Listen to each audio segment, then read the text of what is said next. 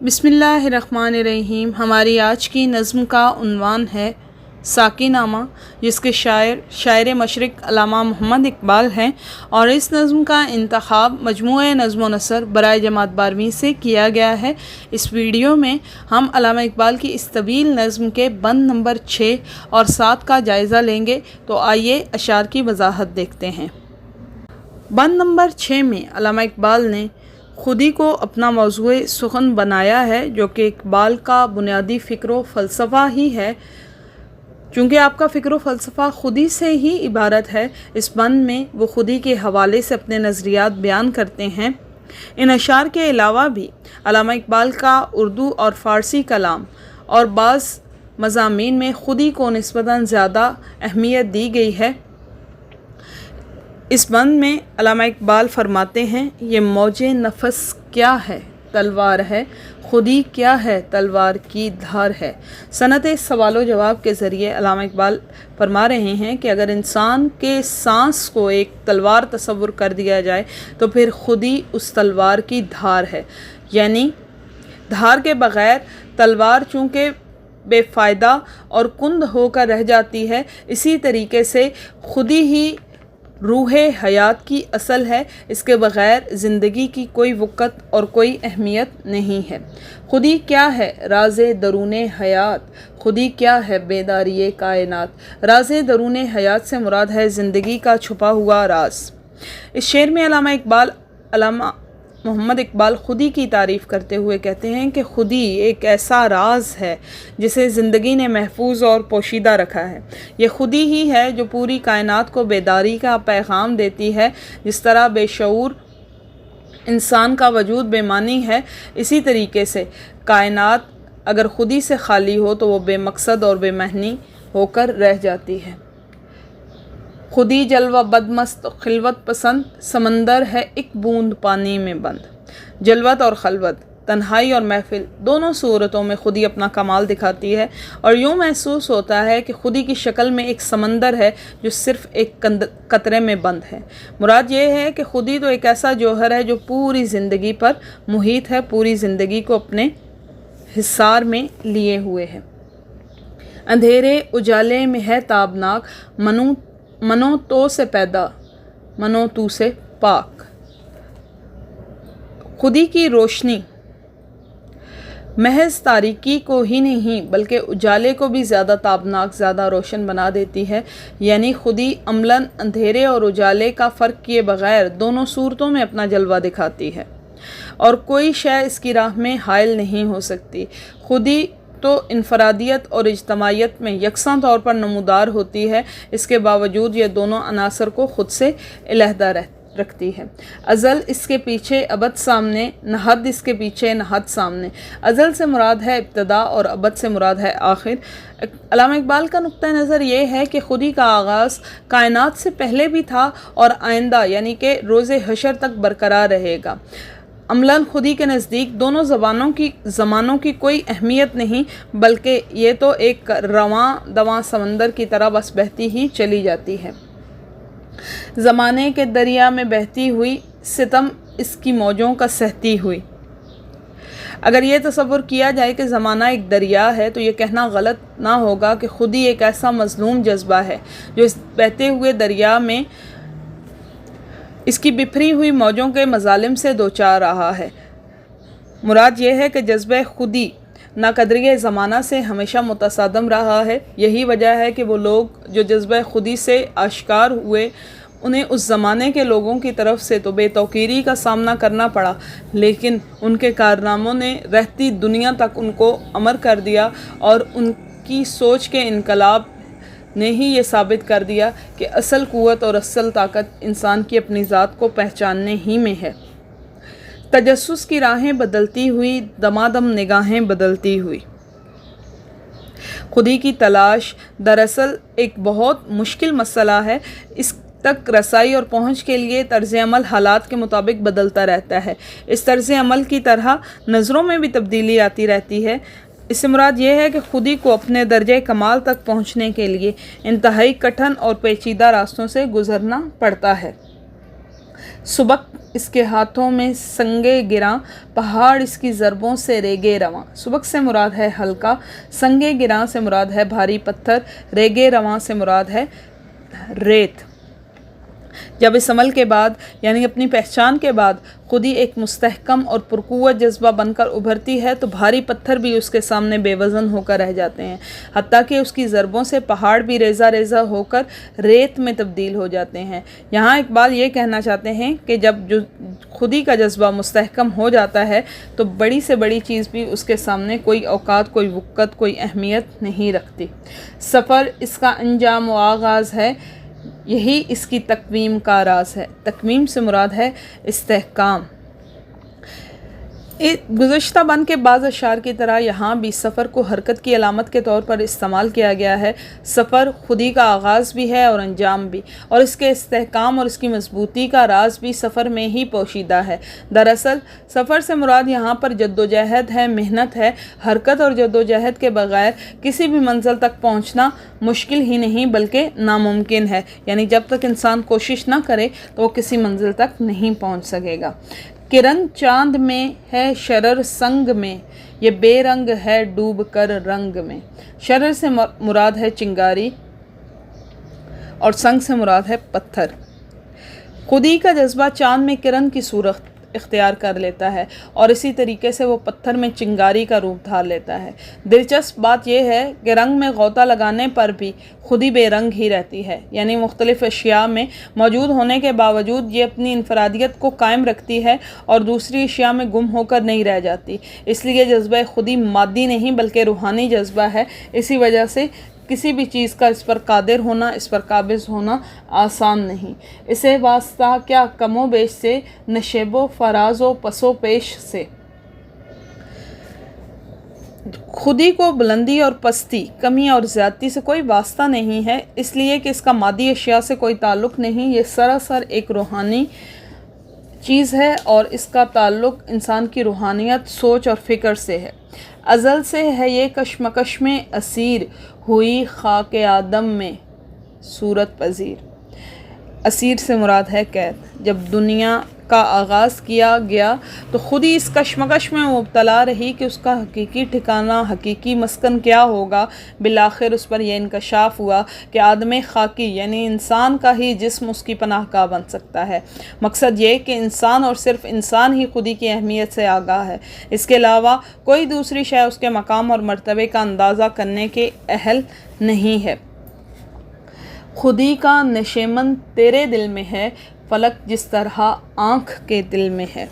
اس سے پہلے شعر کا جو موضوع ہے وہی اس شعر کا بھی موضوع نظر آ رہا ہے۔ جس طرح مختصر اور محدود سی آنکھ میں پوری آسمان کی وسعتیں سمٹ کر رہ جاتی ہیں، اسی طرح یہ جان لینا چاہیے کہ خودی کا، سیلف ریئلائزیشن کا اصل مقام انسانی دل ہے، اور یہ کہ انسان خودی میں ہی ڈوب کر کائنات کے علاوہ اپنی ذات کے اندرونی بھید کو پا سکتا ہے، اپنی ذات سے آگاہی حاصل کر سکتا ہے۔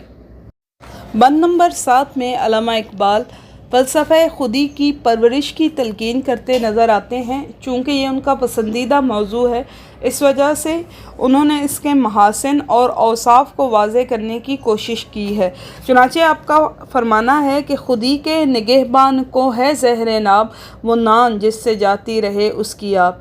زہر ناب سے مراد ہے زہر قاتل، نان سے مراد ہے روٹی یا رزق، اور آپ سے مراد ہے عزت۔ آپ کا کہنا ہے کہ جذبہ خودی کو کمال پر پہنچانے کے لیے لازم ہے کہ خودی کا تحفظ کا دعویٰ کرنے والا شخص رزق حلال سے خود کو آسودہ رکھے، رزق حلال کمائے۔ اس کے لیے رزق حرام اور ناجائز کمائی اس کی خودی کو تباہ و برباد کر دینے کے لیے کافی ہو جائے گی، اور خودی کے لیے موت کا پروانہ رکھنے والی چیز رزق حرام اور ناجائز کمائی ہی ہے۔ آسان الفاظ میں اگر دیکھا جائے تو رزق حلال سے خودی کی پرورش ہوتی ہے اور رزق حرام کی وجہ سے خودی کی موت واقع ہوتی ہے۔ وہ نہ ہے اس کے لیے ارجمند، رہے جس سے دنیا میں گردن بلند۔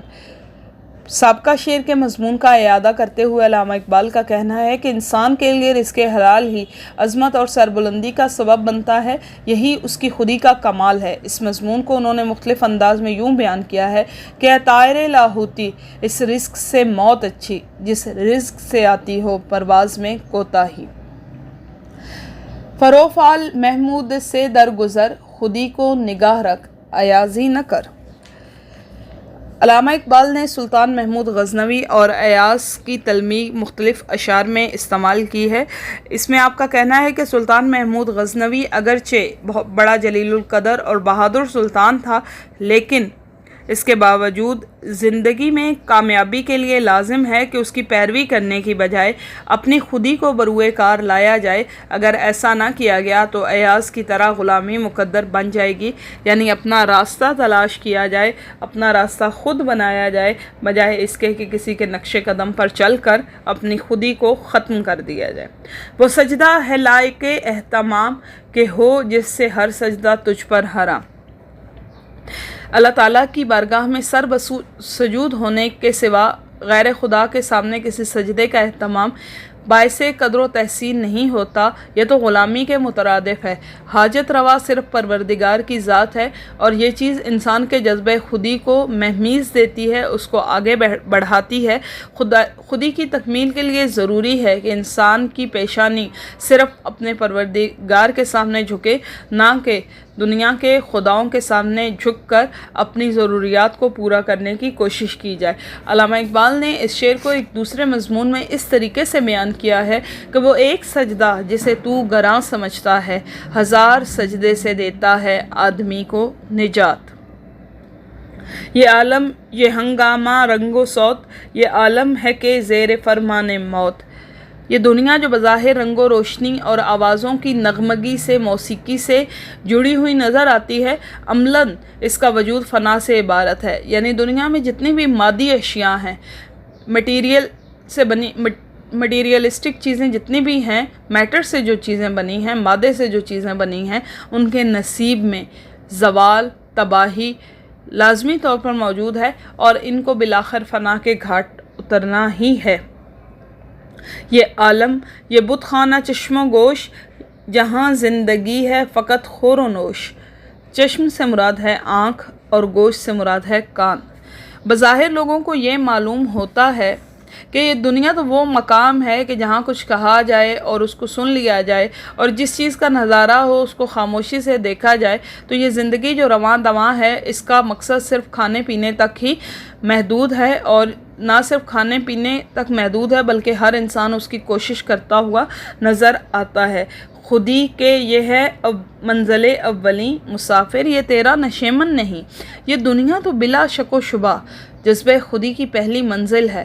اگر یہ کہا جائے تو بے معنی بات نہ ہوگی کہ یہاں تو انسان ہر وقت مسافر کی شکل میں ہے، اس کا کوئی مستقل گھرانہ اور ٹھکانہ موجود نہیں ہے۔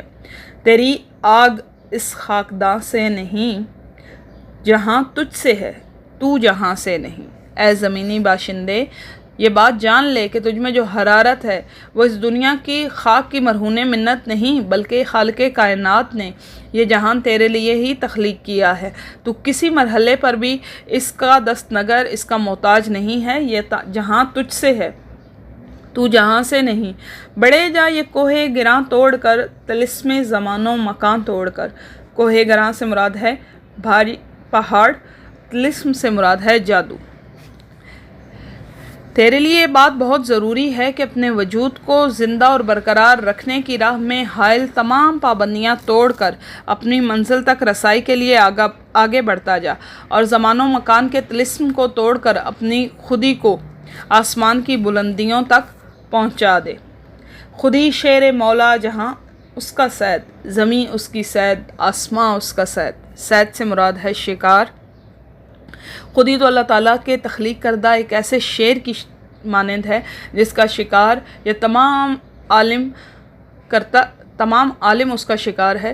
اس شیر کی گرفت میں زمین اور آسمان دونوں ہیں۔ مراد یہ کہ جس نے اپنی خودی کو عروج پر پہنچا دیا، اس نے کل کائنات کو تسخیر کر لیا۔ تمام دنیا اس کی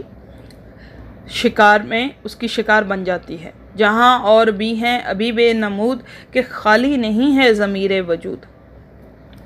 یہ بھی جان لے کہ اس دنیا کے علاوہ اور بھی دنیایں ہیں جو ابھی تک ہماری بصیرت کی گرفت میں نہیں آ سکیں، تاہم انسان خلا کا متحمل نہیں ہو سکتا۔ اگر وہ خودی کو پائے تکمیل تک لے جائے تو اندیکھی دنیا کا ادراک خارج از امکان نہیں، اور وہ اندیکھی دنیاؤں تک بھی پہنچ سکتا ہے۔ ہر ایک منتظر تیری یلغار کا، تیری شوخی فکر و کردار کا۔ یلغار سے مراد ہے حملہ۔ یہ بات بھی خلاف حقیقت نہیں ہے کہ وہ اندیکھی دنیا تیرے حملے کی منتظر ہو، تیری یورش کی منتظر ہو کہ کب تو اپنی فکر و دانش کے علاوہ جذبہ خودی کے طفیل اس کو تسخیر کر لیتا ہے۔ تیرا کردار اور تیرا عمل ہی اس کو اپنے قبضے میں لا سکتا ہے اور اس کو تسخیر کر سکتا ہے۔ یہ ہے مقصد گردش روزگار کہ تیری خودی تجھ پہ ہو آشکار۔ اب تجھے کیسے سمجھاؤں کہ قدرت نے تیری تخلیق کس مقصد کے لیے کی ہے؟ یہ جو کائنات کا نظام ہر لمحے متحرک اور گردش میں رہتا ہے، اس کا مقصد صرف اور صرف یہی ہے کہ تیری خودی کے تمام بھید، تمام راز تجھ پر کھل جائیں اور تو اپنی حقیقی منزل کو پانے کے لیے ہر وقت تیار ہو جائے اور اپنی حقیقی منزل کو پانے کے قابل ہو جائے۔ تو ہے فاتح عالم خوب و زشت، تجھے کیا بتاؤں تیری سرنوشت۔ خوب و زشت سے مراد ہے اچھائی اور برائی، سرنوشت یعنی کہ حکم ازلی۔ انسان کو اس بات کا ادراک ہی نہیں کہ قدرت نے اس کی تخلیق کس مقصد کے لیے کی ہے۔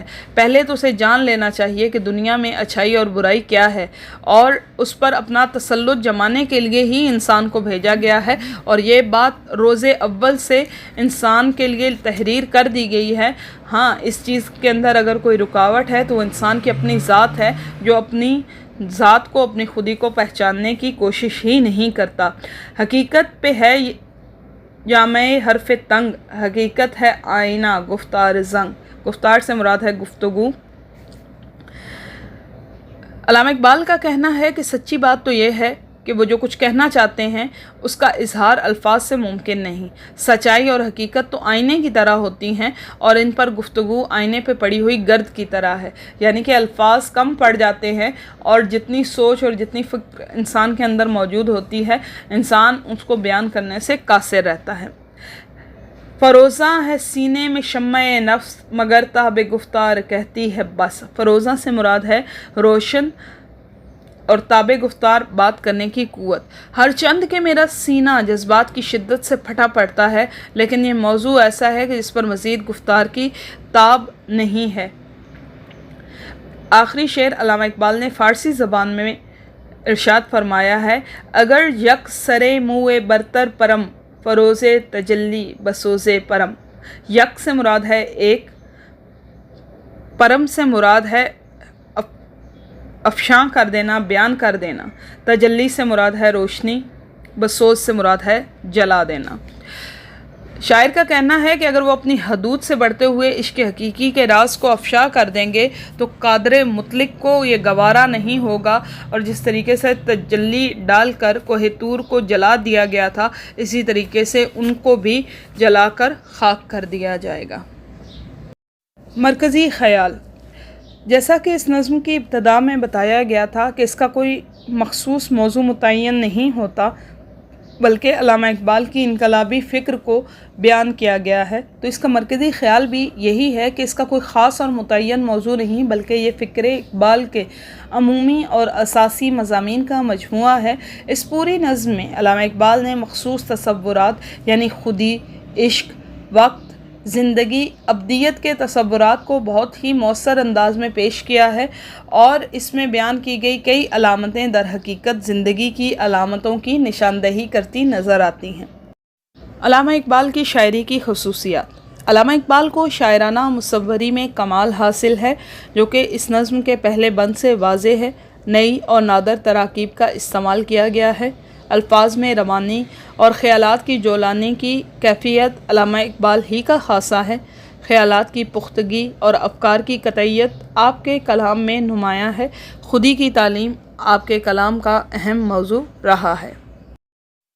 نمونۂ کلام: کبھی اے نوجواں مسلم تدبر بھی کیا تو نے، وہ کیا گردوں تھا تو جس کا ہے ایک ٹوٹا ہوا تارا، تجھے اس قوم نے پالا ہے آغوش محبت میں، کچل ڈالا تھا جس نے پاؤں میں تاج سردارا، تمدن آفری خلاق آئین جہاں داری، وہ صحرائے عرب یعنی شتربانوں کا گہوارہ، گدائی میں بھی وہ اللہ والے تھے غیور اتنے کہ منعم کو گدا کے ڈر سے بخشش کا نہ تھا یارا، غرض میں کیا کہوں تجھ سے کہ وہ صحرا نشیں کیا تھے، جہاں گیرو جہاں دارو جہاں بانو جہاں آرا، اگر چاہوں تو نقشہ کھینچ کر الفاظ میں رکھ دوں، مگر تیرے تخیل سے فزوں تر ہے وہ نظارہ، تجھے آبا سے اپنے کوئی نسبت ہو نہیں سکتی کہ تو گفتار وہ کردار تو ثابت وہ سیارہ، گنوا دی ہم نے جو اسلاف سے میراث پائی تھی، ثریا سے زمیں پر آسمان نے ہم کو دے مارا، حکومت کا تو کیا رونا کہ وہ ایک عارضی شے تھی، نہیں دنیا کے آئین نے مسلمان سے کوئی چارہ، مگر وہ علم کے موتی کتابیں اپنے آبا کی، جو دیکھیں ان کو یورپ میں تو دل ہوتا ہے سی پارا۔ آپ کی سماعتوں کا بے حد شکریہ۔